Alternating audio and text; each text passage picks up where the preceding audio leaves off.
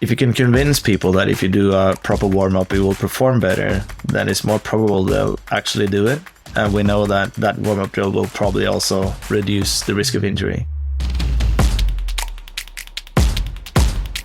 Hey y'all, welcome back to The Struggle. It's me, Ryan, your host. How are you? Oh my God, I'm so glad you're here. I hope you're having an awesome week. I am smiling ear to ear right now because I just had one of the best days out rock climbing that I've maybe ever had. So I'll share a little bit about that with you in a minute here, but I'm also smiling because I'm really excited about this episode. It's not your typical episode that I'm bringing you here. We're doing a little bit of a deep dive now into injury prevention, the mental side of injury and injury prevention, and also just how to train and get stronger more effectively, more efficiently. And all of this is through the very experienced and well-researched lens of Mr. Stian Christophersen. Y'all have probably heard Stian's name. He's been doing some great podcast interviews recently. He is the author of the Climbing Bible series, and most recently, the book that I'm going to be diving into with the most focus in this conversation here is the Climbing Bible Managing Injuries. He's a hell of an athlete himself. He was the 2009 Norwegian bouldering champion, super strong indoors and outdoors. He's a personal trainer, a coach, a physiologist. What I really like about Stian and the perspective he brings is that he brings a very well-developed, like a very rich perspective as a climber, as a coach, as a physio, as a dad, and now a weekend warrior. He really takes like the entire experience, if you will, as a climber, from professional to just,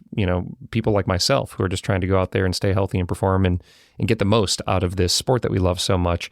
And he wraps it all up into one very thoughtful enchilada that we unwrap and then rewrap and devour in this conversation. Am I taking this enchilada metaphor too far? I'm hungry. I think I might be hungry. Anyway, this is such a good conversation, you guys. We debunk all sorts of myths about injury and prevention and also about training in general, like how to train fingers and get stronger fingers and, all the things that us climbers love to just obsess about. And we also focus a lot about the mental side of injury and recovery and how important it is to be optimistic and positive, and in fact, what that means for hastening our recovery. So anyway, I loved everything about this one. I'm really excited you're here. Now let me tell you a little bit about my climbing. I just had a fantastic day out at the Red, one of those very rare, warm, sunny, beautiful, perfect days, kind of late winter, early spring days. And I had some firsts. I flashed my first 12A. I sent my first 12B in a session, which also means that I sent 2 12s in a day, which I had never done. Now, there is a little bit of a flash to risk on the flash because I was on that route like 6 or 7 years ago on a top rope when I had a broken heel. I actually talk about my broken heel in this conversation with Stian. But anyway, back when I broke my heel, I was in a boot, feeling bummed, and just wanted to go out cragging with my friends. So I went out, and I wasn't climbing for obvious reasons, but my friends came off of this route and the top rope was up, and I was like, well, let me just see if I can make some moves. So I did the first bolt and a half with my boot on, and it's just 5'9" entry-level climbing, and then didn't do anything else. And that was many years ago. So it's kind of like a most flash. It's a mostly flash. It's a flash to risk. And then I moved over to a 12B, which was super hard and punchy, not my style typically. It's like a boulder problem on a rope. I think it's only 45 or 50 feet. But anyway, I put that together in a couple goes, and I'm feeling really good about it, you guys. I'm just it's early season. There's a lot of the pyramid that I have yet to build, but I'm feeling really optimistic about where I'm at. And as we talk with Stian in this conversation, the effect of optimism as an athlete is really profound. So yeah, I hope you're feeling optimistic about where you're at. And if you're not, if you're freaking out and you're like, oh God, it's spring, I'm not where I want to be, believe me, those are very familiar waters for me. And I'm sure I'll be feeling that next week when I go out and flail around on whatever it is that I will probably get on. So, hey, we're all in this together. And I'm so glad we are all in this together. I love having you on this journey with me. Thank you. I love to hear from you. Thanks for reaching out and telling me what you're working on. And sometimes I see you at the crag, and that's awesome. If you see me, throw me a high five. And I love that you're here for this conversation. So let's get to it right now with the Climbing Bible's saintly author himself, Stian Christophersen.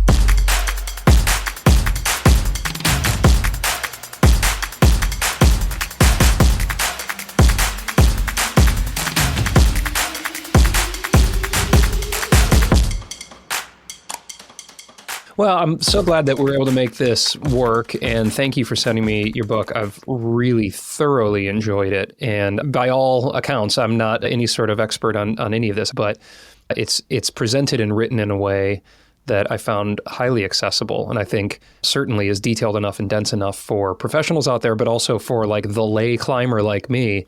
I just got so much out of it. So congratulations. I feel like that's an accomplishment to be able to hit all ability levels, all knowledge levels with one text like that. Thanks. I really appreciate that. That was what I wanted to do, but it's also what I found the hardest, because the previous books we wrote on training for climbing, like the Climbing Bible books, we sort of just decided that we wanted to write it very accessible. So with that, we knew that it wouldn't be like this breaking limits book where you present all the latest sports science, and something like the elite climbers would probably miss a lot from that reading that book. Whereas we knew that more novel climbers and also experienced climbers, but like it was more towards that segment. And it was difficult with this because when you write about medical stuff, then you know it will be read by your peers. And to make things simple enough for people to understand without oversimplifying it and making it too simple, it was challenging. So I'm glad to hear that it was accessible for you and you got something of it. Yeah, I did. And like the personal anecdotes throughout, I thought were very helpful and like a nice through line as well. And I've got a bunch of pages dog-eared. I've got a lot of things underlined. And then from the listening community, I got a load of questions, some case studies, people who are working through some injuries, either on the early side or on the back side. So I think we'll have no shortage of ways to dissect this text and jump into it. But why don't we enter into the conversation here where I like to, which is through a lens of struggle, Stian. And you're a hell of a rock climber yourself. And obviously, you've worked with some of the best rock climbers in the world. But let's focus on you for a moment here. And I'm curious what your relationship is with struggle as a climber. And that could involve injury or not. Maybe we'll talk specifically about that in just a minute. But just how do you view the concept of struggle as a climber? I think climbing is problem solving. And the ability to stick with problem solving for quite some time is a struggle. It's like YouTube. You can sort of like go to the gym and you can flick through different boulder problems and whatever caters to your strength. For me, it was like I started when I was 14, so that's a long time ago now. I'm 41, and there were no commercial set boulder gyms at that time, so you had to like make things, and boulders were taped, so you sort of like you had to do a bit more struggle, I think. And I wasn't really that good at climbing when we started, so it was more like the social aspect, and then just got really hooked into like the combination of having your best friends in the community and also doing a lot of climbing. And we also did a lot of competitions where I really struggled. I didn't enjoy competitions, so even though we started when we were like 15, then I don't think I enjoyed competition climbing before I was like 25 and had basically stopped competing just because of the stress. I didn't really know how to handle it. So that was quite frustrating. So I quit competition climbing when I was 18, 19, and then we just went outdoors. And luckily enough, you have that option in climbing as opposed to a lot of other sports. Like if you quit handball, since we discussed that, then you're out of handball. Whereas climbing you can do, and you can find your own struggles throughout, and then you grow on it. So I think I've struggled my way through a lot of development in climbing, which now I find more enjoyment of the process of getting better. Whereas when I was younger, I was probably a bit more result oriented. So you wanted just to get things done. And so around COVID, I decided to like pick up the part of struggle into projecting. I know you're a projecting man and have had your own project for a while. Yeah, for sure. And I like up to that point, and then I had 2 kids, and that was like 2021-ish. So quite recently, an older climber, so to say, but I'd never like really projected anything for more than a week or 10 days or something. So through COVID, when we had a lot more free time, I decided to like take that struggle and actually stick to a project, hopefully to see it through, but at least like spend a good amount of time trying to do something and then see if it went. And luckily it went, but I sincerely don't think that it would have changed that much. Like if I'd still been on that route, it it would be good. But like the process of discovering something and then working through it and actually see it through was very, very rewarding. But I think it's a skill. Like you often hear that with climbers that have all the time in the world to just go projecting. And like, yeah, of course they can climb hard because all they do is to try and do these routes or boulders. But like, yeah, have you really tried spending 3, 4, 5 winters in a row in a different country trying to do just this one route? It's a mental skill, I think. Well, I appreciate you sharing that. And yes, congrats. Your performance has been achieving at really high levels. And a lot of what you're referencing there is mental, it sounds like, just from kind of whether it was a discomfort around competitive climbing or finding the working through pressure or stress or fears or whatever it is. And part of my experience in reading this book, that to my delight, was a lot of the focus that you put on the mental side of injury and recovery and rehabilitation. And so I'm very excited to dive in and explore those aspects of this book. And we'll probably do that, actually, I think first up, because I'm really, that's kind of what jumped out and grabbed me. We're going to talk through a lot of specific climber injuries and that kind of thing for sure, and some methods and maybe protocols and get to some listener questions. But I found the focus on the mental side to be quite refreshing and isn't something that when I've had injuries in the past, I've really put much thoughtful time on. That's not where my mind goes in terms of like the first thing happens when I have an injury. I'm just always looking at like some sort of like, how do I tape this up, or do I ice it, or do I heat it, or can I load it right away? And is it a little backwards for us to jump in and start talking about kind of the mental side first?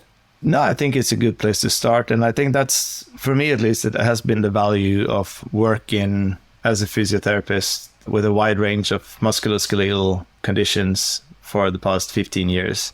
Because you meet not only climbers, but you meet a lot of people suffering from a diverse range of conditions. And the common threads seems to be psychosocial. And that's also been represented in the research as well, that all the psychosocial factors, they matter so much, and is always an individual approach. But it's like, we talk a lot about pain self-efficacy when it comes to musculoskeletal conditions. So how well do you handle your own pain, which also goes into the self-efficacy of how do you handle whatever you're facing. So in general, people with the low pain self-efficacy, they tend to do a lot worse, obviously. So I don't tend to see the climbers or patients that have pain, but they manage it quite well. And I do think that a lot of climbers actually do that. And a lot of active people do that. And then you see people that have very, very minor injuries, and it might just be a painful condition without any structural damage or anything bad going on, but they handle that situation so poorly that that's like the pressure point. And also the more social aspect of being on sick leave, not being able to do the things that you love to do. Maybe you feel isolated from the community that you were a part of. So all of these things seem to matter more than a lot of the structural, anatomical, physiological sides to injuries. But as healthcare professionals, it's still quite new that we get trained in addressing those factors, as opposed to, like you said, if we should put ice on or compress it, and how long should you rest, and all like the simpler stuff and more mechanical stuff. So for me, it's not backwards, but I can understand why people find it to be a bit more backwards. Well, I appreciate you just kind of entering into this through this lens, because as you say that, and I heard you have a conversation with Ollie Tor not too long ago on a lot of these topics, and he, of course, works with a lot of climbers as well. And when we sustain an injury, whether it's minor or major, it doesn't just affect our ability to go and have a day at the crag or a day at the gym or many days at the gym for that. But to your point, a lot of our identity is wrapped up. We oftentimes, there's memes on all over the place, no shortage of memes of, oh, I'm a climber, and you're kind of walk by a doorway and you just pull on the molding of the doorway a little bit. And we kind of identify and have our social circles around our climbing. And I remember when I broke my heel a few years ago, I got really depressed because I was on a text group with other climbers, and they would check in on me, which was great. It was really, nice. There's lots of jokes, but I would also be on that text thread when they were planning their next day at the gym or they were planning their next day at the crag. And here I am in a boot with my foot raised and I'm going around on a knee scooter and I'm looking at 6 months because I broke my heel like straight in half. And it was like the community was there, but kind of not there. Like I was connected, but I wasn't participating. And I feel like that was kind of the worst part of the whole thing, to be perfectly honest, is that I just felt like I wasn't a part of this thing that I was a part of. Yeah. I tried different approaches for that with athletes as well. Like if you have an athlete on your team that's injured and you want them to be part of the community, then some respond very well to like, all right, just come to practice or let's go to that team session or the competition and you can be a spectator and you can hang out with your friends. And some respond well to it and some just feel that their whole life is just passing away and like the climbing world is moving forward without you being on the train, basically. So I think that's also trying to get to know the people you work with and see if it's a good thing or a bad thing to stay involved with the community. But like you say, an injury, minor or major, will affect a lot of aspects, not only the structural part. And for me, it was very important to highlight that in the book as well, because it's kind of easy to just write about the injuries and say, just do this. And then we know that protocols don't seem to work for everyone. So it's like, what do you do when the protocol in that book doesn't work? And it might not work because of all of these more mental side of things. Well, it really spoke to me when I got to that section. It's towards the end of the book, and you have a section on optimism, specifically on optimism. That really speaks to me because I've personally made great efforts over the course of my life now, at least probably since I graduated college, so 20 years or so, in trying to shift myself from being a default pessimist to a default optimist. And it's been a lot of work, I have to say, but I think over these 20 years, I've actually managed to make that shift. And I've done it very deliberately by cutting negativity out of my life by way of relationships. And I don't consume news like television news or, I just know enough to like make an informed vote and try to make a difference in the world in a positive way. But I don't consume like the rage news that people do with politics and that kind of thing. And I keep a gratitude journal that I do every night. And there's a lot of, little tips and tricks that you can do out there to start to kind of nudge yourself. But in terms of injury, I wasn't able to, when I like broke my heel, for example, and that's the biggest injury that I've had, the biggest kind of climbing injury. And it was just, I was messing around. I wish it was like I fell off like my life goal highball or something, but I was just like, I was bouldering barefoot and I just came down funny on it and it just straight cracked my heel in half. And I got these pins and screws in my ankle and in my heel. And so that took me out for a good, 6 months, but I could still train upper body. And I was trying to do what I could, but like it definitely affected me. More minor, like finger tweaks and that kind of thing. I haven't put a whole lot of focused like rehabilitation or mindset attention towards. So I'm curious, just on this optimism chapter, you specifically have a line in there that says you can train to be optimistic. And I've seen that in like the general parts of my life, like I just noticed, but maybe you could talk us through whether it was an injury that you had or clients that you've worked with where that optimism mindset, if you will, has been able to be fostered and maybe how one does that and also what that means for recovery and for the results. Yeah, I think for minor injuries, it's easier because the time frame is shorter and we can explain the injury or the niggle in a way that's sort of not to just be overly optimistic about everything, but it's like the realism in it isn't that bad. So you can frame it in a positive way. And then you have potential career-ending injuries. So for a climber, if you dislocate an elbow or a shoulder, then you might need surgery in an arm, or you might end up with an unstable joint, which might just put an end to your climbing career. And then, of course, that is threatening to a lot of people, no matter what level you're on. So this balance between being realistic and being optimistic, especially when you face severe injuries, is hard. And I think you can't really fool people and just think positive and they'll be fine. But you can work with optimism in a way where you can set realistic timeframes. You can have goals for where do you want to be when this is done. So if you've had a fractured leg or a dislocated elbow, then we know some things about the time frame and what to expect. And then, as you will do with your own training, you will set part-time goals, just smaller goals, so that you can see that it's moving forward step by step. Even though it's a non-linear progression, then you will see that the trend line here is positive.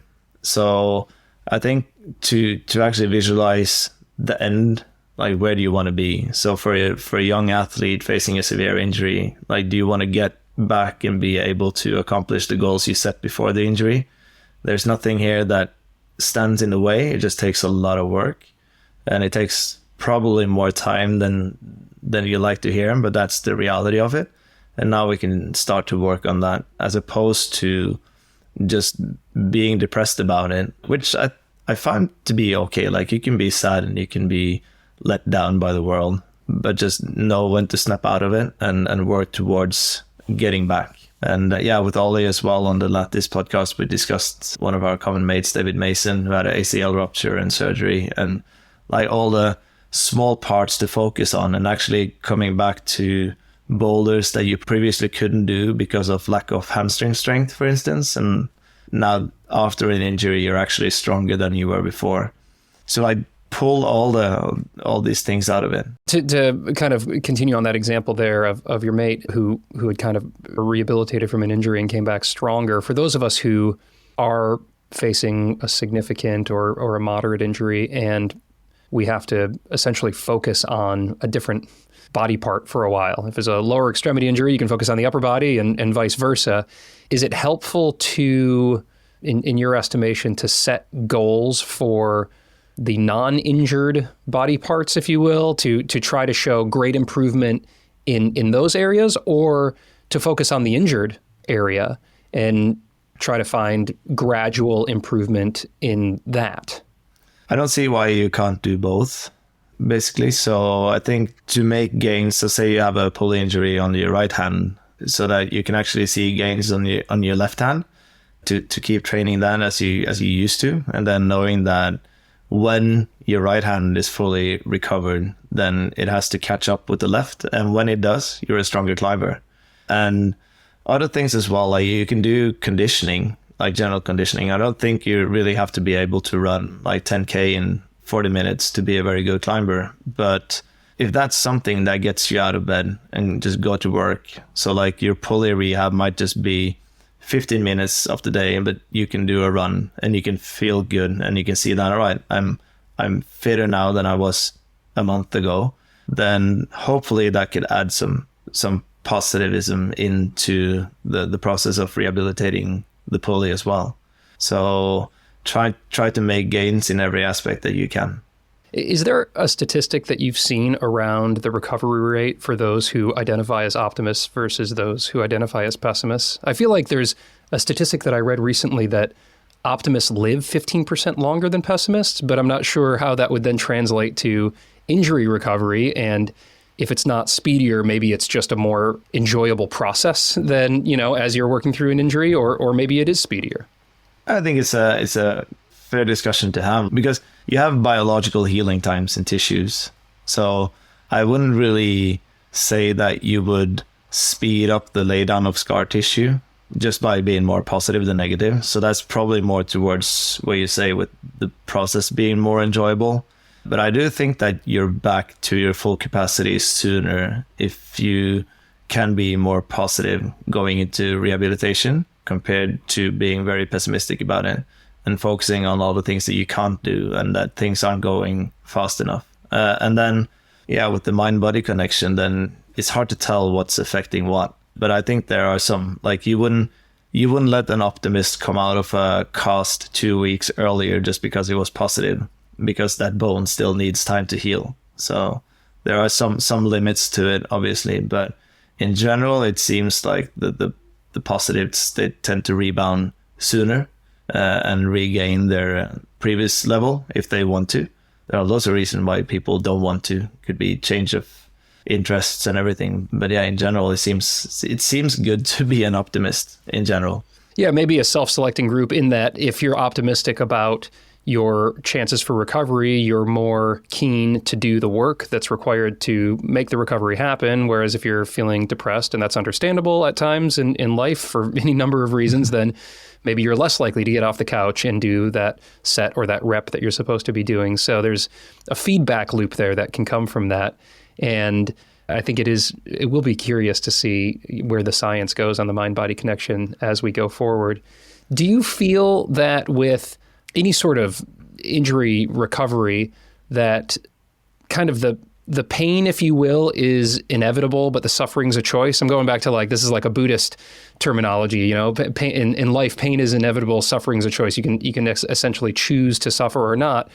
Or you have this graph in your book, and these may not be mutually exclusive, but there's this graph in your book that I quite enjoyed where you, as you just mentioned, recovery is not linear.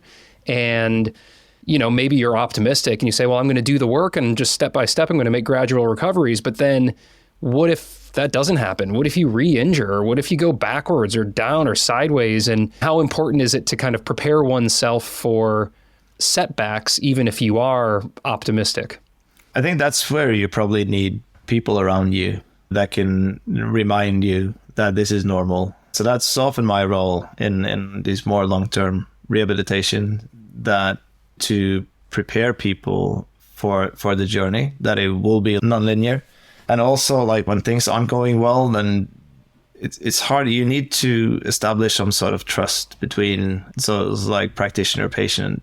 And sometimes that can be hard. So very often people start to shop around and get all the different advices from different people. And especially in the medical world, if you seek different people, you get different advices and different theories and different protocols. And then if you start to bounce a lot back and forth and not having trust in that one protocol or that one practitioner, then it might be hard to stay positive, because you never really feel that you make any progress. So my role is often to be like the guy in the corner for people to come to get reassured again that this is part of the process. We just have to keep working on it. So to build that relationship with athletes or with patients, I found very, very important for my work. Do you find it exhausting that pretty much day in and day out you're dealing with people who are really bummed out? Yes, definitely. And yeah, it's when I started working as a physio around when I was maybe 25, 26 years old. And then after 2 years doing that, I just figured I can't do this 5 days a week. That would be the end of because I just started being cynical. So I didn't really care that much. And I do find that it's impossible to be a good practitioner without having that empathy and the ability to actually relate to the people you talk to. But like you say, that's very exhausting. So that's when I started to combine doing physiotherapy and coaching, because you get to work with very different environments. So you can say that coaching athletes is more rewarding, but it can still be exhausting and hard work. But at least people aren't injured and suffering, and you have to rebuild that positive attitude all the time.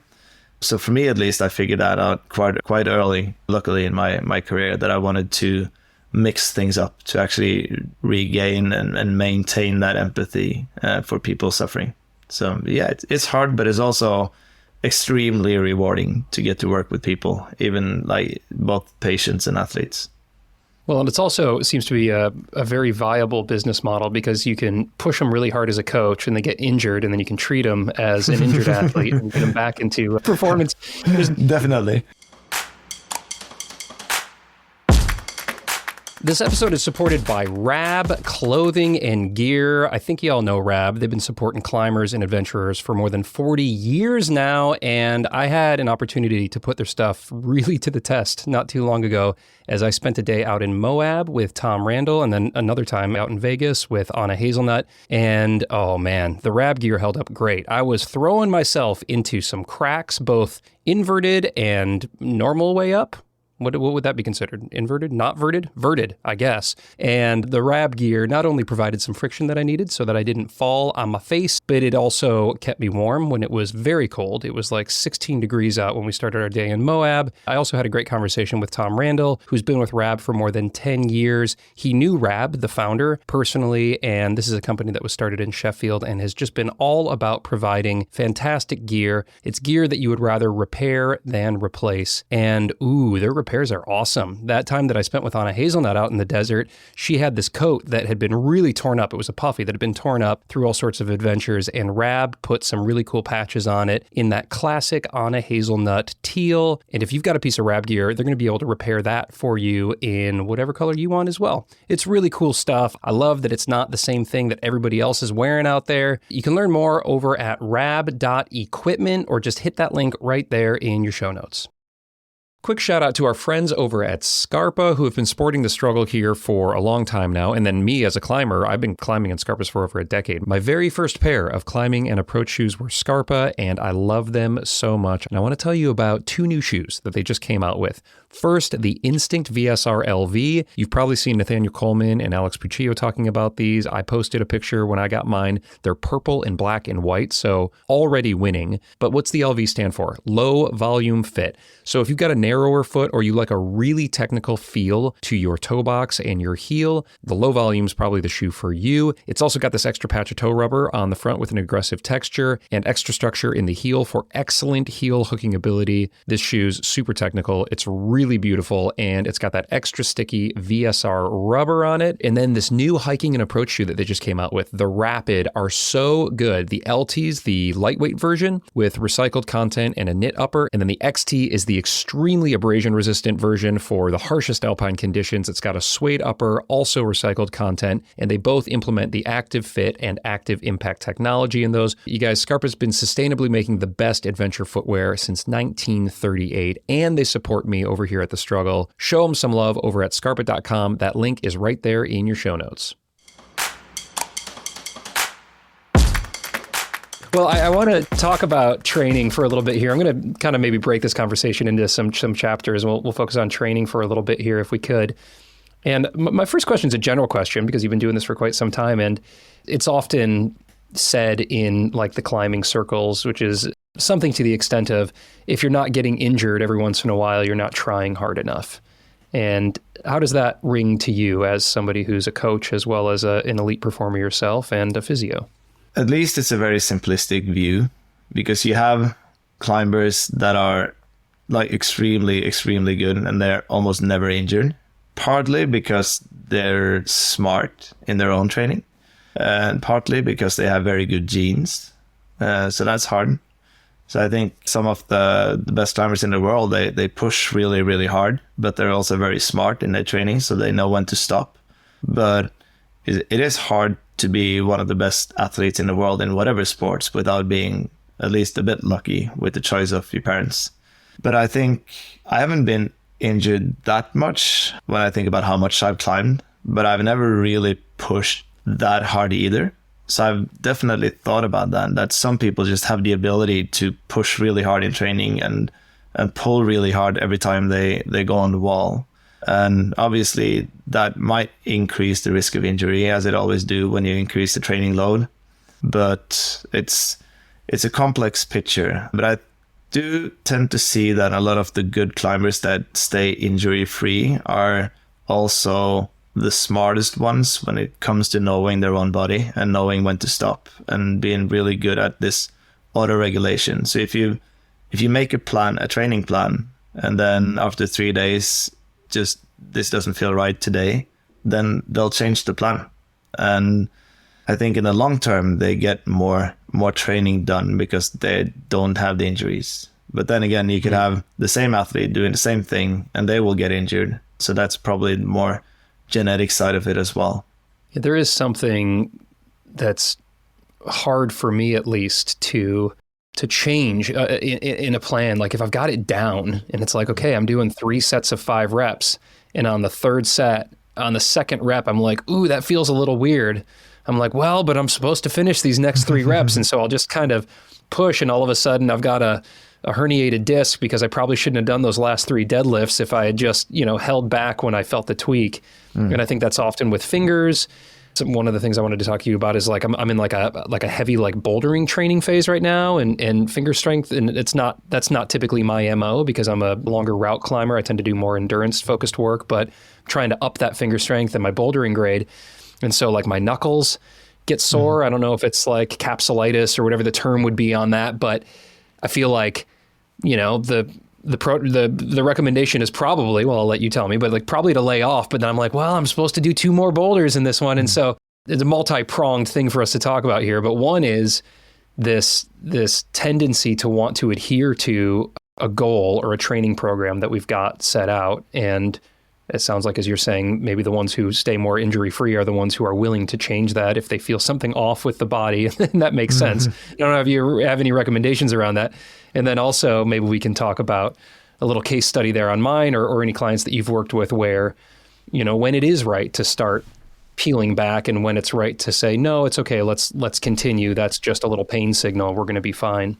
Yeah, I try to write a bit about it in the book as well, that when you start to categorize your own pains, then it's easier to get to know which of them you should pay more attention to. So like sore muscles is something that we've got accustomed to, so we know that that's fine. Sore knuckles might be the same. And then suddenly you have these niggles that just don't seem to fit into any of the boxes that you've experienced before.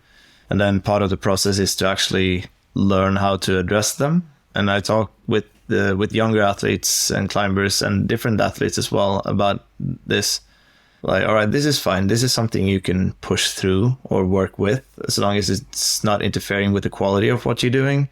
And then this is something you need to back off from. So like a sore knuckle for you wouldn't be that bad. A sore knuckle for a 14, 15-year-old kid would probably be very good to back off from because they might be susceptible for a growth plate fracture, whereas you won't. So I think obviously getting good without experiencing pain is probably impossible. But then you get better and better to categorize these different symptoms from your body and knowing when to push and when to hold back. I just recently listened to Toby Roberts' talk on the Careless Talk podcast and his experiences with like digging the hole deeper and deeper and deeper, and then finally realizing that it was time to like get out of that hole and rest more and do different things. And obviously it's a learning process, but at least having that discussion with a coach or a therapist is wise. And I think as coaches, we tend to want to let people push through things a bit more, and athletes want to, whereas in healthcare, we tend to avoid that. So it's like this gap between holding back and pushing forward, where I think especially when you work in elite sports as a healthcare professional, you need to maybe challenge yourself a bit to let people push through a bit more. We had a talk with Paul Huffey, the British physio, as well about this. And as long as it's not long-term consequences, then we might allow people to push through a bit more. Whereas as a coach, at least the relationship with the healthcare professionals you work with is important. So for me, it's been hard to be both the physio and the coach, because one part of you just want to push on and one part want to hold back. So to leave the hold back, to leave the brakes for someone else has been a good thing for me, at least, because I find that balance very tricky.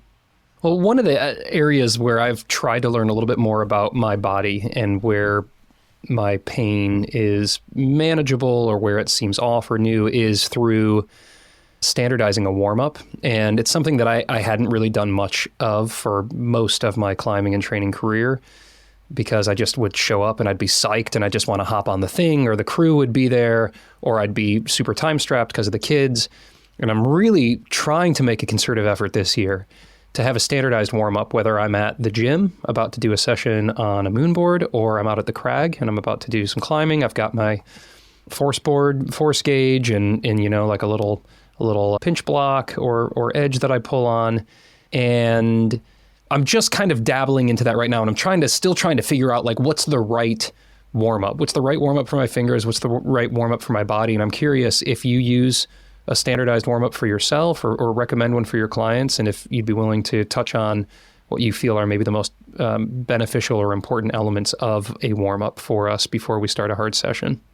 Yeah, for me personally, I've had quite a standardized warm-up for a long time. It sort of stems back to the competition scene and also coaching athletes going into competition. Then the warm-up drill is more than just a warm-up for like physically. It's also something that where you get prepared mentally. Mm-hmm. So the content of the warm-up drill has changed a lot. Like you just switch through exercises, but some sort of dynamic mobility training, for me at least, is important to feel that my body is working. My finger warm-up has been like more and more thorough over the years. It seems that it takes more time for my fingers to get prepared to pull hard. And I think with force gauges and that's been a lot easier. Like you can easily tell when you're closing in to your max. And if there's a day where you can't really get to that level, even though you tried, then that might not be the day to trying to really pull hard. And then the hard part is to actually walk away from that session that day, right? Instead of like just trying harder.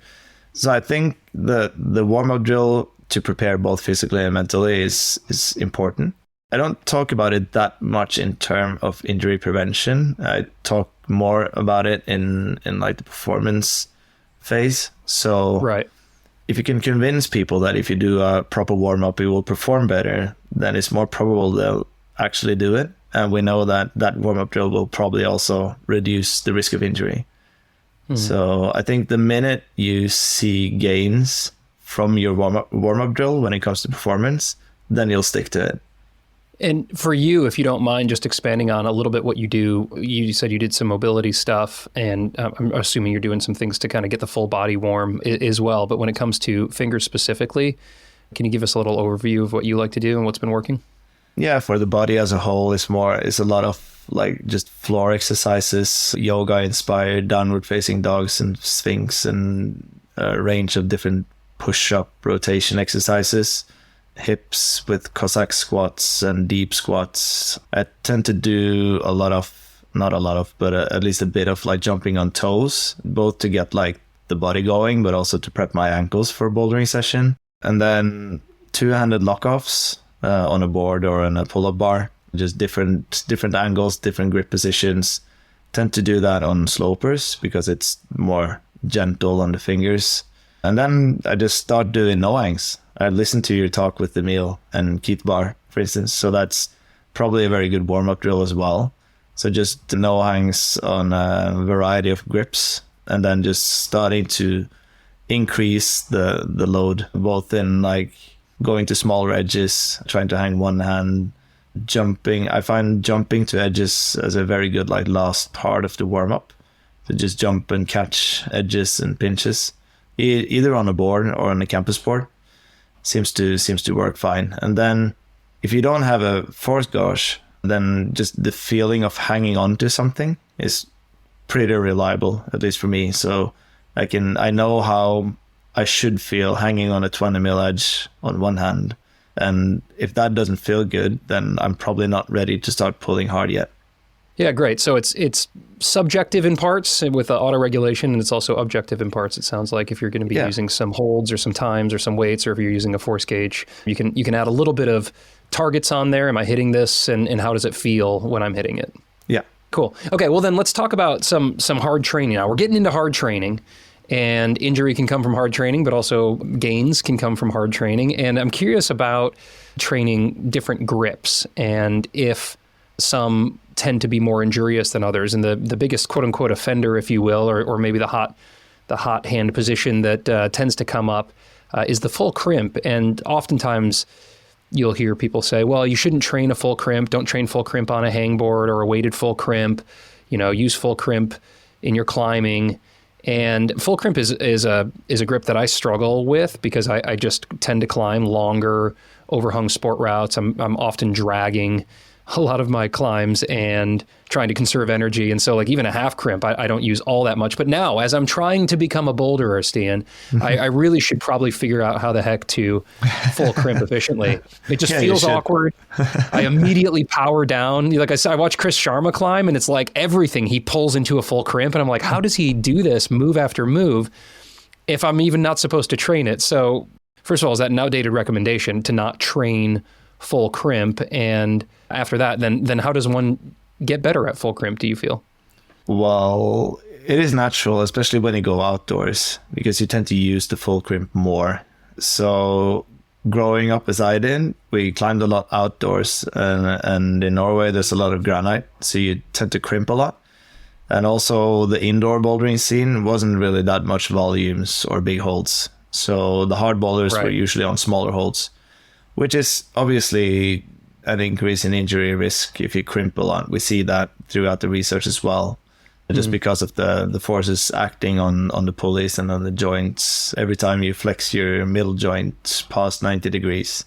But you can spend a lifetime indoor bouldering and never have to full crimp, and you have some insanely strong climbers on just dragging, but they also tend to be able to close their crimp when they have to. And I think that's where you could probably practice to crimp more if you do it with high quality. And the safest place to do that is obviously on a hangboard or on just small edges. And you don't really have to lift your full body weight off the floor even. Like you could stand on an old school bathroom scale, analog bathroom scale, and then just take 50% off your body weight and on a 6mm edge and try to full crimp it and just hold on for like 5-10 seconds, depending on what you want to train, just to get accustomed to that grip. And then you can make boulders instead of just flicking through a Kilterboard app or a Moonboard app. You could make your own boulders on those boards or on a spray wall. Just use really good feet so you can move slowly between small edges, so you get accustomed to the way of moving on crimps, which is very different than what you do when you jump around on slopers or bigger holds. So I do think there's a place, but you need to adjust the load accordingly. And if you've never full crimped and then you come outdoors to a project where you have to full crimp, then you're not prepped for it either. So I think there's value to it. You can't really expect to add the same load on a 8mm edge in full crimp as you do on a 20mm edge in half crimp. Right. Yeah, I mean, you initially said 6mm crimp, which I don't think I've ever touched. 10mm, Stian. Well, so let me start there, and then we'll start sanding it down. But yeah, by removing the weight, then at least I could get accustomed to the feeling of it, of being in like a high angle with a thumb wrap kind of position, and just the pressure on the fingertips and these things that are quite foreign to me, and as somebody who does an open hand or a drag more often than not. What about the value of training in different grip types? I've had conversations with Dave McLeod, and he's, talked about a huge value in training in different grip types. But then I've heard some other professionals talk about how the half crimp is kind of universal because it's in between everything and you're going to be hitting the same muscles and the same connective tissue. And maybe it's not as important to specifically spend time training open, drag, chisel, full crimp, half crimp. Where do you land on that? Where does the science land? Well, I haven't been to Red River Gorge, but if you go to areas where you climb more open-handed, I don't really know if you open-hand a lot in the Red, but it tends to be a bit like that on sandstone. And if you go to Seus or you go to the Frankenjura, then it seems quite obvious that I wouldn't be able to pull on monos without being prepped for it. So even though we tend to say that half crimp is the most universal grip type for harder climbs because the holds tend to get smaller, so you have to go into a half crimp or a full crimp, then if you know that you're going to climb on routes or boulders or in areas where you have to do more open-handed grip types, then it definitely makes sense to work on that. That being said, for me personally, I haven't focused that much on open 3-finger drags, partly because I feel comfortable, not necessarily very strong, but I feel comfortable in the position. And even only training half crimps for a while, I had a very good trip to Font, where I haven't really trained any specific sloper strength, but I really felt that my fingers were strong in those grip positions. So it comes a bit down to time and goal orientation. So I think if you know that you're going to try to do stuff where you have to drag stuff and do 1 or 2 finger pockets, then you should prep for that because it is a very specific grip position. In a 3-finger or 2-finger, you flex some of the fingers, whereas the other stays extended, which does something to the intrinsic of your hand muscles as well. So just doing that as a prep seems reasonable. Great. Well, I appreciate it. I'm going to continue to play around with how I train my different grip positions, and I'll work some full crimps in there. We'll see how they feel. I'll let you know. Let's talk about injury now. Hopefully this isn't a segue that happens in my actual life, but I am going to be training really hard, and I have been training really hard. So as I add a little bit more intensity and a little bit more volume, I want to make sure that I'm mindful of what could potentially happen in the injury chapter. And a lot of people write in about this as well, and particularly around board climbing, 40-degree overhung TB2 moonboard, kilter board style climbing that's seems to be, higher rate of force development. You're jumping, you're latching, you're trying to grab onto what could be some awkward or tweaky holds. And what I've found with that is the pain in the knuckles, for the most part. I take it back. I sustained a lumbrical injury on the moonboard last year when I had grabbed a pinch and really bared down on it. And then two of my fingers popped off of it under load. And I think that kind of shearing effect is what led to this lumbrical issue, this pain in my palm, which was a very slow recovery, I got to say. I mean, it almost took a year for that sensation in my palm to go away. I could full crimp right away, but I couldn't do any sort of drag or open or any of it. So just kind of in this world of harder board training that seems to be growing quite fast, what injuries are you seeing? And is there anything preventative that we can do to be mindful of hopefully avoiding injury, or anything we should keep an eye out for in terms of early warning signs? I see a lot of joint issues from board climbs. The previous sets on the moonboard tend to give quite a lot of the DIP joint issues. So the furthest one out on your finger, just because the holds were really small. And then they've changed that set, and that's still quite new, so I'm not really sure. But it feels better for the fingers, at least when I'm climbing on it. Whereas the kilter board, I see more of the PIP joint issues. And I think it's probably a combination with the kilter board being as accessible as it is. We don't have any TB2s in Norway, as I'm aware of, so I can't really talk about that. But say for the kilter board now, a lot of the holds are quite in-cut, and a lot of the style on the kilter board is quite dynamic, so the moves are quite big. So that all the twisting around in the in-cut jugs, in quote marks, tends to rotate the PIP joints a lot. And then also the ability to just reduce the grade. So you can climb a lot if you just take the grade down a bit, but you're still holding on to the same holds in the same wall angle. So this combination of grip type and the possibility of having a very high volume on a wall that is very high intensive for the fingers seems to cause a lot of the joint issues from that. So that's still a dosage problem, not necessarily saying anything bad about the kilter. It's just how you use it. And I think that's the preventative measure for board climbing in general. If you want a volume session on a board, then you have to pay attention to the intensity. So reduce the size between the holds so that the moves aren't that big. But also if you want a quality session, then trying to reduce the amount of attempts or the amount of moves in total, with every move being as hard as it is. Great advice. I appreciate that. And certainly it's easy to go over Stoker on a session when you're just having fun or you're feeling strong and you kind of start rapid firing boulders and all of a sudden the volume is really ticking up there. What about the warning signs that one might experience on whether it's DIP or PIP, and when should we stop ignoring the warning signs?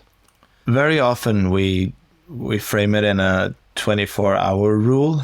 So if it's quite common that your joint is a bit achy the evening and day after a hard board session, but it should come back to baseline within 24 hours so that you can continue your training week.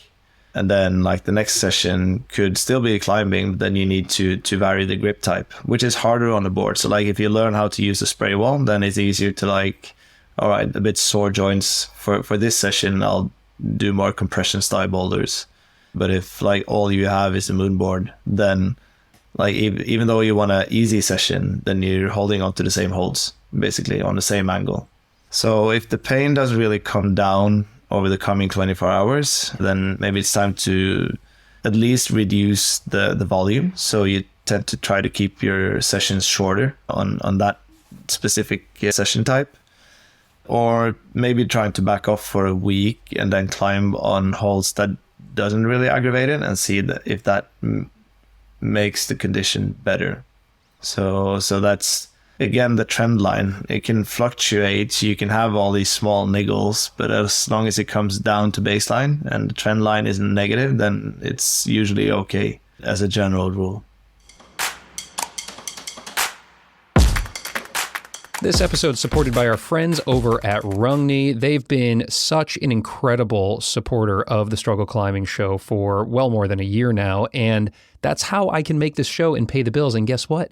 Now you can pay some bills with Rungni as well. I might be putting myself out of business here by sharing this, but they just launched this new community over on the Club app, and that link is right there in your show notes. And if you are a creative type, and if you want to earn some extra money on the side, you can hit that link, sign up, and become an ambassador for Rungni. You'll get your own discount code that you can use and share around your climbing crew. But then beyond that, there's all sorts of really cool climber-related challenges in this app, like filming yourself at the gym doing the boulder problem of the week with your friends, having a good time. And then when you share that, you get to earn points. You can earn money or you can earn free gear just for sharing this content out there and also just doing the thing that you love, which is climbing. So if this is something that interests you, check out Club. That link is right down there. And if it doesn't interest you, but you still want to score a discount on some awesome Rungni chalk and gear, well, then you can use code STRUGGLE for 15% off store-wide plus free shipping on a ton of bundles. And by using that code, it helps me to keep making the show, which is awesome. I just want to take a quick second here to talk about how I'm keeping track of all my training and climbing over the course of days, weeks, months, and years. And I'm using an actual physical analog journal, a paper journal that I'm holding in my hands right now, called the 5-Year Training and Performance Journal. I created this. I've been using something like this for the last 9 years, and it's a reflective journal, meaning I put something in for every single day, and at the end of the year, the next year starts back underneath that first one, so that as you go, you are able to see where you were at 1 year prior, 2 years prior, 3 years prior. You can log your goals at the beginning of every month and see what you checked off, and then the big breakthrough for me is that I'm able to reflect back and see what training interventions are actually working, what are worthwhile, and maybe which ones aren't. And I'm also able to see with a ton of gratitude and joy how much progress I've made. And I've never been able to get that from training apps. I like training apps. They help me to do my training, but this reflective journal has totally changed how I'm able to understand my personal training, my performance, and then everything that I do as a climber, like all my notable routes that I've sent, all my thoughts and dreams, they're all in here. And I get to look back and enjoy that day after day and year after year. And now you can too, because I made it and I'm selling it. And for $40, I think that's probably the cheapest thing you could buy that will last you 5 years as a climber. You can learn more over at thestruggleclimbingshow.com/journal.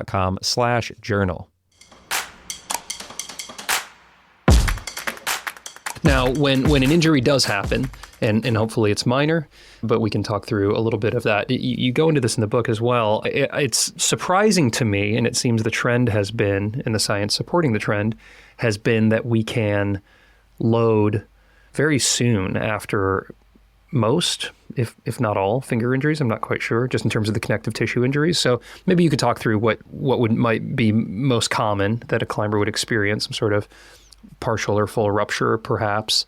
But I'll let you speak to it. Maybe you're seeing different things out there.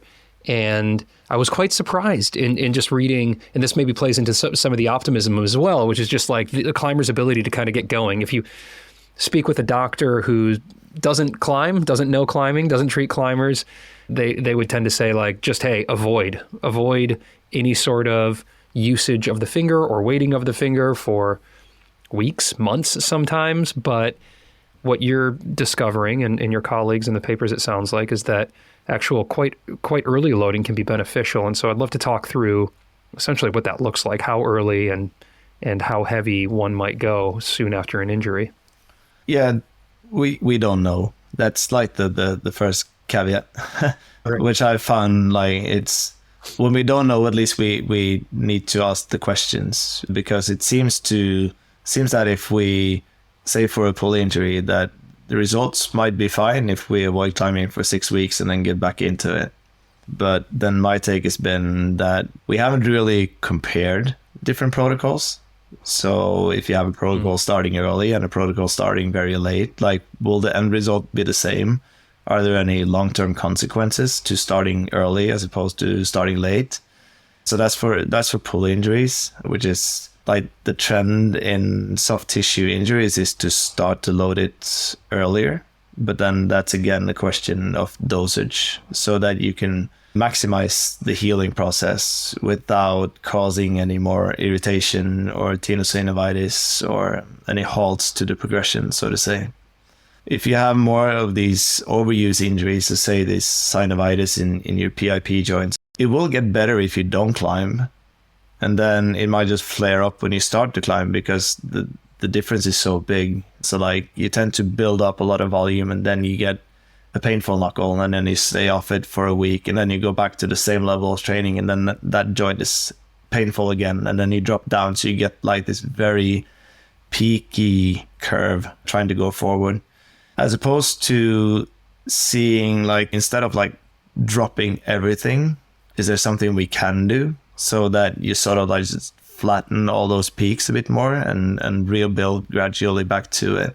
And that seems to be the trend in rehabilitation of injuries in general, is that we, instead of like take 2 weeks completely off, not doing anything, then we see if we can find that minimum effective dosage and then build slowly and steady from there, which I also think might be good for your mental health as well.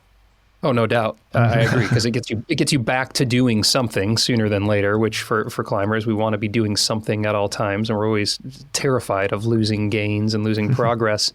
I'm curious, in that scenario, if you're rehabilitating a soft tissue injury in a finger, is there a difference between like an overcoming isometric style and a yielding style in terms of what is recommended and what one can do and kind of as they're pushing themselves on the early side of recovery? Yeah, I mean, if we use this episode with Emil and Keith as an example there, and then you see that you will have changes to the connective tissues, at least on a cellular level, on even like very low intensity by just doing this. So if you do that as an overcoming isometric style, or if you do it on a force gauge, then at least we say that we do something to the connective tissue. As we start increasing the intensity, so you put more load through the system, then the overcoming isometrics, we're just trying to pull against a fixed object, doesn't really seem to cause the same strain in the connective tissue as a yielding one. So like if you hang on a hangboard, gravity plus the amount of weight you add to it will try to pull you down. So at some point, your fingers will start to open, and that eccentric phase seems to add a lot of strain to the connective tissue. And we know that the flexor tendons and the pulleys work a bit like a Chinese finger lock. So like the friction between those can keep the system, like the system can sustain higher forces just because of the friction between the two layers of tissue, so to say. And right. You don't have that in the overcoming isometrics. So I think overcoming isometrics, either with the force gauge just standing on it or just no hangs on the ground, seems to be a very safe way to just give a muscular stimulus. And also we know that just any type of stimulus seems to cause some changes to the connective tissue as well. Yeah, and speaking of Dr. Barr and Emil in that episode, one of the parts of the protocol I think that Keith laid out as being important, and I'm not sure if he knew exactly why, maybe he did, and I'm just not remembering it, was the duration of the hang or the no hang, if you will. And so these were very light loads they were talking about, but as I was rehabbing my lumbrical, I was adding more and more weight to what I was able to take. But essentially, for that protocol, they're saying, 10 seconds or sometimes longer for me. Like if I was doing a density hang for my lumbrical, maybe it would be 30 seconds of lifting up a 35-pound plate or something like that with a 3-finger drag. And essentially just having it under not a super high effort load, but for a longer period of time. And so when we're talking about rehabilitating a finger injury, are there benefits to doing both kind of short, more intense, 3-second type, more maximal efforts for what you could tolerate at that time, as well as 10 or 20 or 30-second type stimulus under a much lighter load? Or is there a schedule that one kind of looks at when you're going through various stages of recovery? I think at least the longer duration stuff seems to be a very good starting point, because usually you're quite inhibited by the pain. So it takes quite a lot of time to actually build up to a level of intensity before the pain, say, gives you the signal that now you have to stop. So like if you have a pulley rupture, then you can like do an overcoming isometric and spend 15 seconds building slowly up towards an intensity where you're comfortable, like uncomfortable or comfortable, like in that gray area, as opposed to jumping to a campus run where you have to produce all that force at a very high rate, which is both scary and at some point maybe not the smartest thing to do if your scar tissue hasn't really formed yet. So in rehabilitation, we tend to start with the slower stuff, just working our way up to force production as we pay attention to the symptom response, both while we do it and also afterwards. And then we slowly build towards higher intensity, shorter duration, and then ending with stimulating the rate of force development. So, but I don't see why you couldn't do both throughout the rehabilitation, but both for force production, for tendon stiffness, for stiffness in the connective tissue, then the high intensity and rapid stuff seems to be very, very important. So at least we need to add that towards the end of the process. Great. Appreciate the overview there. And that makes a lot of sense. It's kind of least likely to be re-injurious, if you will, early on with some lighter, longer duration type stimulus. And then and you probably experienced that with your lumbrical injury as well. Like if you were to pick something up very quickly from the ground, that just won't happen, because your brain will just predict that this is not good. Whereas if you spend longer time just building up to it, then it was okay. So that's where I think that we can start quite early, because we have all these methods now that puts finger training into very safe circumstances. So if we can control everything, then the risk of re-injury is very, very low. And then you can just build there, and then putting the same principles onto the wall as well. So you could, for a lumbrical injury, you could use a 30-degree spray wall with really good feet, and then just climb 3-finger drag at the end of the rehabilitation. And then as you feel more confident and it's not painful anymore, you can start to use worse feet, so the moves has to go a bit faster. You can change the wall angle. Like if one hand used to be good, so like the non-injured hand hung onto a jug, then that could suddenly be a worse hold. So you have to move very quickly from the previous hold to the next one and actually latch onto something in a 3-finger drag, which is the scariest part for most climbers, is like the landing phase when it goes fast. So you use the same principles, just going from very controlled environments and put them onto the wall.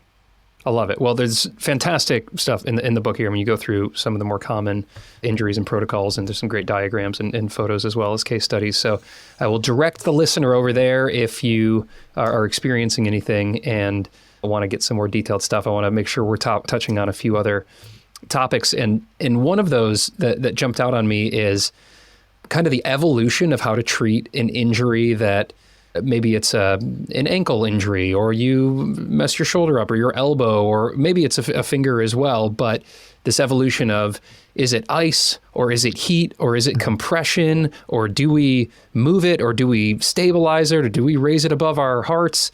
And I think where we've landed, if I'm right, because you brought us through a journey, was on these acronyms, peace and love. Is that right? Yeah, that's sort of where we've ended now. That's okay. And probably that will evolve as well. But it started in the late 70s, I think, with Gabe Merkin with the acronym ICE. So ice compression and elevation as a standardized treatment for acute injuries. And then it evolved from ice to RISE, where you added rest before ice compression elevation, and then PRICE, which was protection, which could just mean don't climb anymore. So if you're ruptured, you pull in and just stop climbing for the day. And none of these are right now. These are all none of these are bad. like you maintain some elements. So, and then they figured out like, all right, so rest is probably not the best thing. So instead of price, where you had protection, rest, ice, compression, elevation, they added optimal loading instead of rest. So then you had the acronym PULLEYS. And then now we sort of changed it to peace and love. So you've staged it into 2 stages, where the first being peace. So then you still have protection, you have elevation, you have compression. So they seem to be important in terms of both reducing, not stopping, but at least reducing a bit of the inflammation and avoid any future injury. And then after that initial phase, you come into the love phase. So that's more when it comes to load, optimism, vascularization, exercises. So the things that where you actually start to load it, not only the injured body part, but the whole body, and also adding this optimism key into it. So I think that's a pretty comprehensive approach to most acute injuries as it stands now. And I'm glad that it's also involved optimism as a part of like addressing the more psychosocial aspect of it. And also in both stages, the need for load for the system to heal properly. Yeah. And well, the acronyms there make sense, and you lay it out in the book very well. And I'm sure this information is available online for anybody who's looking if you don't have the book handy, although I highly recommend it because I think it's going to be a great resource and probably one that you'll dip into time and again in your climbing and training life. But I'm still not clear on the proper use of heat or ice, or heat and ice, or ice and heat. And can you speak to that? And maybe it's different injuries call for different things. Well, ice is a very effective measure when it comes to reducing pain. So if you want to use ice, then you can use ice. You have to cool down a body part like to a very high degree for it to actually impair the healing phase or to stop any inflammation. So that's more like, yes. That's often what one would hear is, ice might reduce the inflammation, but the inflammation is what's going to help it to heal. And so you're going to delay its ability to heal itself if you're reducing the inflammation. You're saying ice can treat pain without it being a detriment to the healing process? Yeah, we don't really see any of the major benefits from ice besides addressing pain, but we haven't really seen any major downsides to adding an ice pack to a sprained ankle either. It's different if you were to stick your foot in an ice bath and then keep it there for like 15-20 minutes to actually reduce the temperature within that body part. But not a lot of people do that, and that's not recommended. And the same applies to heat. If you want to increase the temperature to a body part, the best thing is to use it. And that's like the same as a warm-up. Like you can probably gain something sitting in a sauna as a passive form of warm-up, but the best thing would be to have an active warm-up.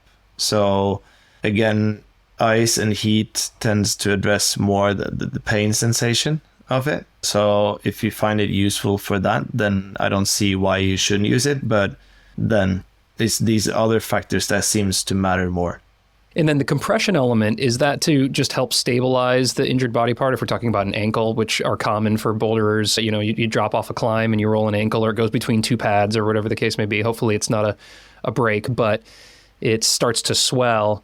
Is there a benefit to compression with regard to the healing process?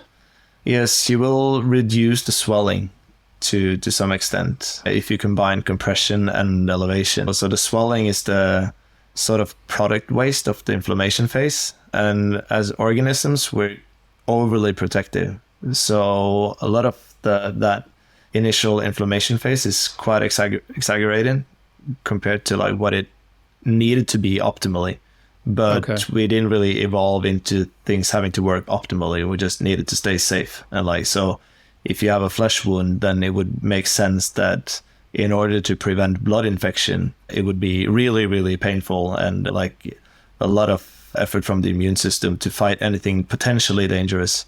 So compression, obviously adding stability to a sprained ankle, but also to sort of reduce a bit of that overly protective mechanism of that initial inflammation phase. Are there any exceptions to the rule with regard to peace and love or trying to get back to loading as soon as possible, just in terms of injuries that you see with climbers, and that could be shoulders or lower extremity or back or fingers. Are there any types of injuries that are just treated very different as their own thing? You have injuries where you want to avoid load completely. So that could be growth plate fractures in adolescent fingers. It could be stress fractures in like the tibia or the foot of runners. So like these high risk areas of actually developing a stress fracture. So that would call for a more conservative approach. You have ligament injuries, so you can have an MCL injury, so like the medial collateral ligament to the knee, where you want it to reattach itself if you have a grade 2 injury, so it's not completely torn off, but it's like partially torn off. It doesn't mean that you can't load within a range of motion, but maybe you pay a bit more attention to not going into those positions where you strain the ligament. Same with elbow dislocations, where you want the ligament like to really heal and like you always want it to heal, but like to really cling together again before you start to stretch it and load it. Same goes after surgery. So is a reason why the orthopedic surgeon tells you to stay in a sling. For a dislocated shoulder, you need to be in a sling for like 6 weeks, for instance. And that's for the tissue to heal properly. So yes, there are obviously exceptions to the rules. Well, we know where to reach you if we have any sort of odd injury that needs a special focus. Staying on the topic of recovery for a second here and rehabilitation, I'm curious of any other methods that you see that may help to expedite. One that comes to mind, and I had some listeners write in about this as well, is blood flow restriction, BFR. And as a climber, I've used BFR in my healthy training to try to build some endurance as I'm, building up for long pumpier climbs. And I've done some focused training sessions of doing campus ladders with the cuffs on and then waiting in between, some stuff that was programmed by Dr. Tyler Nelson in particular. But we also often hear about BFR being used to help athletes load sooner, but under less injurious circumstances, I think, because essentially you don't need to load as heavy of weight because if my understanding is correct, you're kind of tricking the system into thinking that it's a heavier weight by occluding the way the blood or the waste products of the blood are cleaned out. So I'm probably butchering this, but do you use BFR? Do you recommend BFR and for healthy climbers as well as climbers who are rehabbing an injury? Yeah, both. I find it a bit hard to program it into climbers training, but that's maybe just because we're not really used to it yet. So I listened to your episode with Tyler, and I know that you've used it and sort of the same way that I've used it with climbers as well to just address that energy system in a very effective way. So it's not very complicated. You just increase the metabolic stress to the muscles. So muscles adapt to mechanical load and to metabolic stress. So for injured climbers, if you can't load the muscle that much, so say after surgery, for instance, you can still put a lot of metabolic stress to the muscle. So at least you won't lose muscle mass. So if you have like for your leg, for instance, then if you don't use your leg for 6 weeks, then you will have atrophy in your thigh, for instance. But if you could use, probably not blood flow restriction if you were wearing a cast, but for an upper limb injury, so say a dislocated shoulder where you don't, and after surgery where you don't want to load it as heavy, obviously, then you could use BFR to maintain muscle mass. Maybe not trying to build it anymore, but at least to maintain it so that the recovery is shorter when you can actually start to load the muscle again. There are some research going into if you can do something with the healing time of, say, tendon injuries and ligament injuries by adding BFR. But I haven't seen any conclusive evidence on that part yet. But we know that BFR will increase muscle mass or at least avoid muscle loss in a period where you can't load that body part. That's really cool. I'm fascinated by it. And of course, N equals 1 and correlation isn't causation, but I saw some great results when I added a couple very short, like 12-minute BFR sessions to my week in the couple months leading up to my performance window. So we'll stay tuned on that. It doesn't take long to get pumped, at least.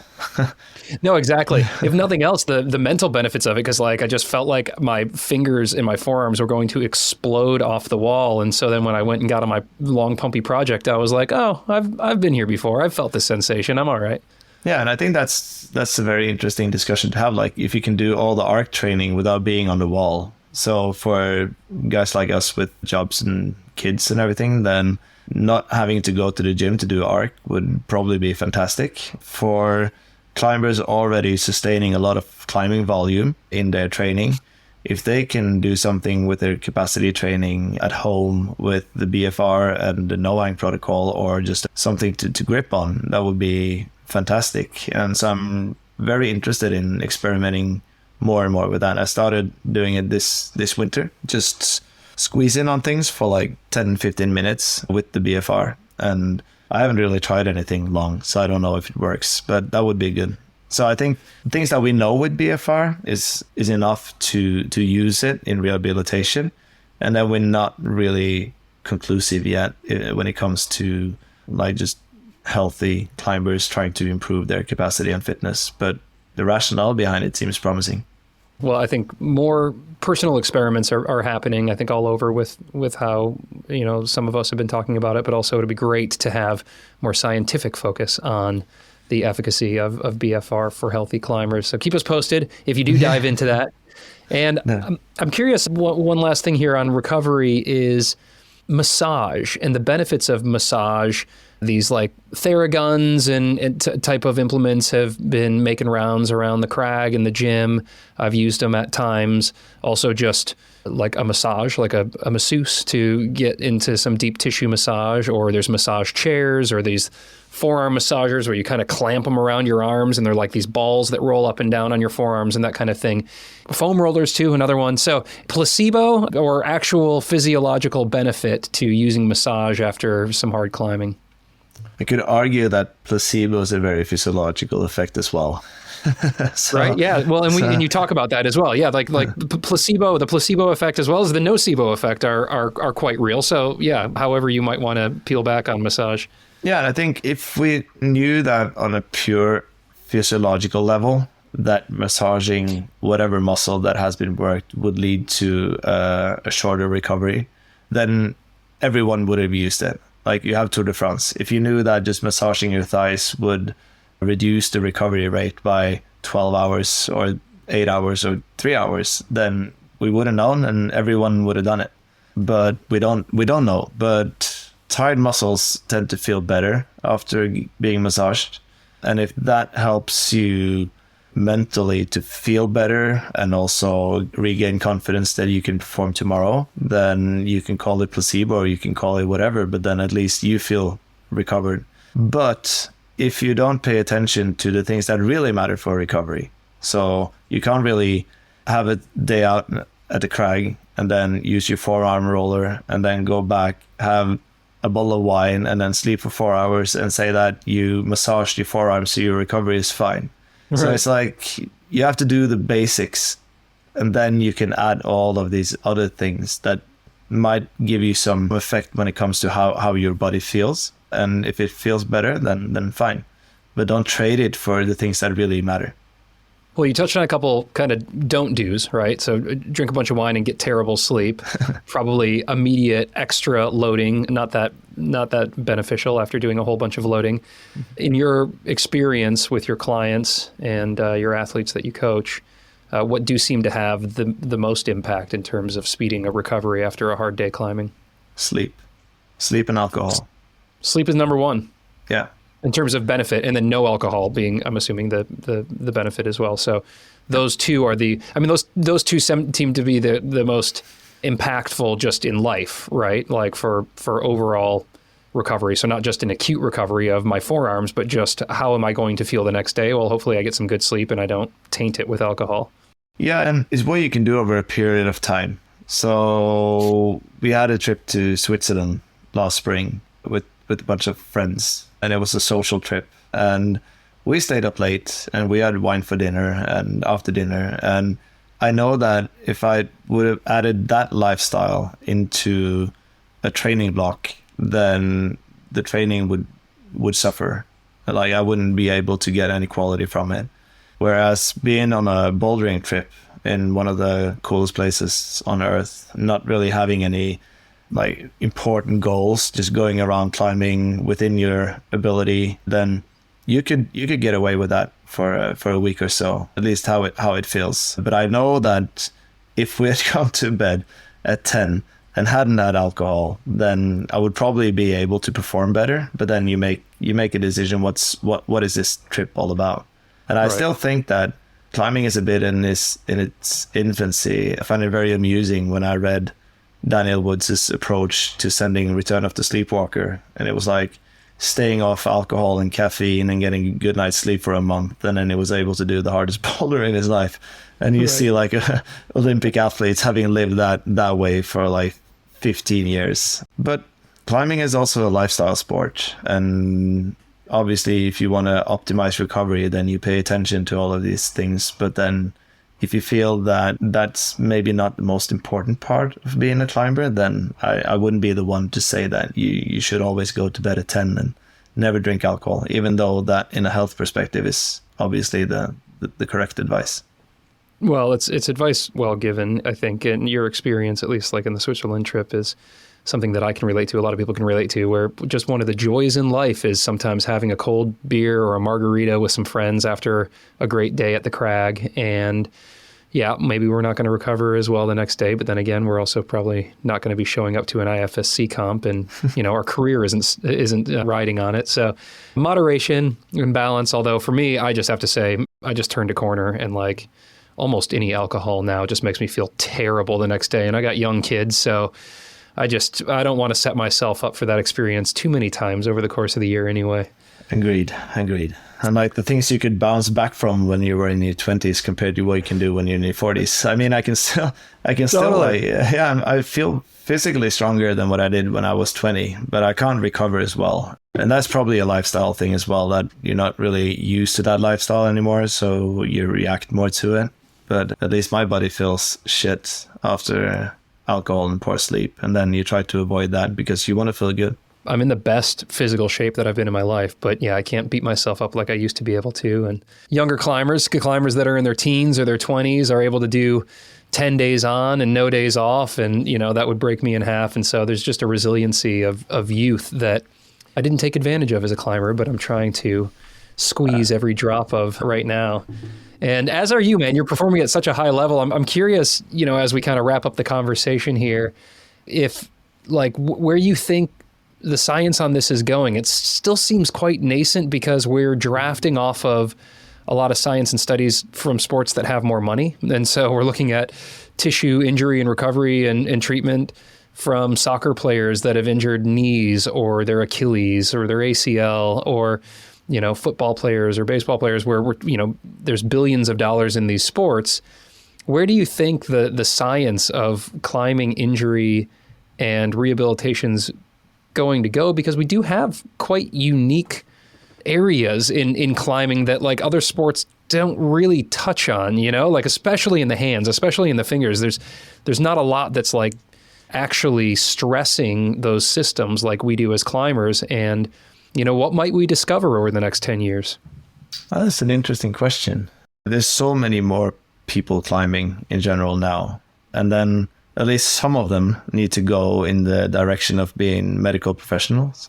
And then some of them, again, need to decide that they want to do science and research into injuries for climbing. And then they have to apply for grants. And then, so it's like a very slow build up towards having a medical community big enough to wanting to do research. And then it's probably very, very hard to get funding because it's like you say, it's not a lot of money in climbing as of now. So unless something changes a lot with climbing being a steady part of the Olympics, then I'm not really sure how fast the development will go. But hopefully more and more climbers will give more medical professionals and more scientists, and we can get more research done. What do we find? I think we can start to compare protocols more, so we can start to experiment. Like say for pulley injuries, for me, I find one of the most appealing research topics when it comes to pulley injuries is to start to compare protocols. So like, should you start early? Should you start late? Should you wear a pulley splint? Like, we have research trying one thing, and usually trying one thing or doing A plus B over A alone tends to be better. But we haven't really structured it in a way to say that we've tested these different protocols and we know now what's the best. And maybe we'll start to figure out that climbing is terrible for future joint health when it comes to fingers. Like, what we say now is that we see all these changes to the finger joints in all the climbers and people that have climbed for a long time. We don't see those structural changes correlating very well to symptoms. But maybe we'll do longitudinal studies where we see that is actually a major problem for climbers in their 60s to do fine motor work. In my experience, it doesn't seem like it, but maybe we'll come to some sort of conclusion on that. Hopefully not, though. I want to believe the opposite. Yeah, well, we're at least kind of getting into the zone now where there will be a critical mass of climbers in their 50s, 60s, and 70s who have been climbing consistently. And as we go on another decade or two, there'll be gym climbers and youth climbers who now are in those age brackets. So it's really an interesting frontier of the science. We'll keep an eye on it. And I think Dr. Barr's graduate assistant was a climber, and that's why Keith Barr ended up doing this retroactive study with Crimp and Emil that we spoke about. So the more climbers that go into science, the more we'll have some attention on this as well. Yeah, and it would also be interesting to see, like, because in my experience, if you rupture your A2 pulley in one finger, then I don't really see that climber coming back within a year or 2 years or 5 years having ruptured their A4 in the same finger. So you would assume that if you rupture one part of the system, then that would affect the system as a whole, so it gets weaker. But by now we would have seen that, I think, in clinical practice, that if you rupture one pulley, then like it's a cascade of just recurring injuries to the rest of the finger. So hopefully we can like conclude that losing one pulley doesn't seem to affect the system as a whole that much, which makes it a lot safer to experiment with different loading protocols as well. So yeah, I welcome the future scientists into climbing. Hell yeah. Well, for those who are listening, hit up Stian. Maybe he'll put you to work. He'll throw some interesting case studies your way, and we can dive into this. Stian, it's just a pleasure to meet you, man. I congratulate you on the book and on your career, and just how creatively you're looking at all of this as a climber and as a scientist. And I really appreciate the conversation. It's been awesome. Thanks for having me. It's been a pleasure. All right, that wraps things up here with Stian. Such an incredible and very unique perspective that he brings, being an elite coach, climber, and physio, as well as just now a weekend warrior like you and me. So I hope you enjoyed that as much as I did. And if you did, and you want some more, you got to check out this bonus episode with him. It's about a half hour answering listener questions about very specific injuries. What should we focus on? What should we worry about? And how do we take care of them? All of that's in there with very specific case studies. And then Stian talks about things like how we can balance bouldering and strength training sessions with recovery. He talks about climbing technique and how important that is when it comes to proper performance, as well as avoiding injury, managing training loads, and maintaining joy in climbing, which I think is why we're all doing this, even though sometimes it feels like we are suffering. He also wraps up talking about some of the 10 commandments of climbing that come from one of his prior books. And I freaking love these 10 commandments of climbing. They have really, really helped me as I have now been focusing on my training and my performance coming into the spring season. You can get instant access to all of that right now at zero cost, actually, with a free trial over at patreon.com/thestruggleclimbing-show, or right there in your Apple Podcast player if you are an iPhone person. And you're also going to get instant access to more than 100 hours of other bonus content featuring the best of the best. I'm talking about Adam Ondra, Chris Sharma, Nina Williams, Alex Honnold, Magnus Mitbo, and so many more athletes and coaches that have been on the show here.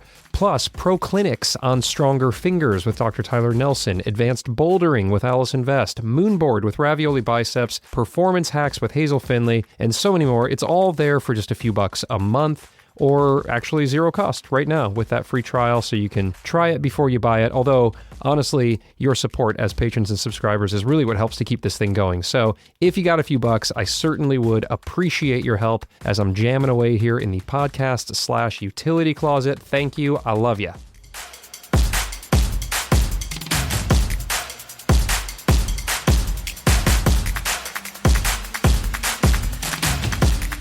Big thanks and appreciation to all of our show sponsors who have brought you this episode here at zero cost. Way to go. You can check your show notes for links and special discounts from those guys that are only available to Struggle listeners, and there's some great discounts there, so check them all out. Actually, you can see all of the show's brand sponsors and special deals by popping over to thestruggleclimbingshow.com/deals.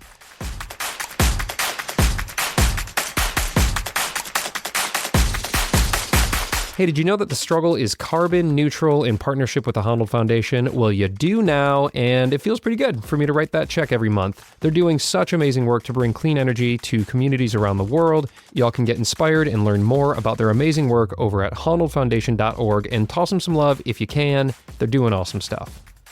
And lastly, The Struggle is a proud member of the Plugtone Audio Collective, a diverse group of the best, most impactful podcasts in the outdoor industry. The show is produced and hosted by me, Ryan Devlin, and edited by the wonderful Glenn Walker.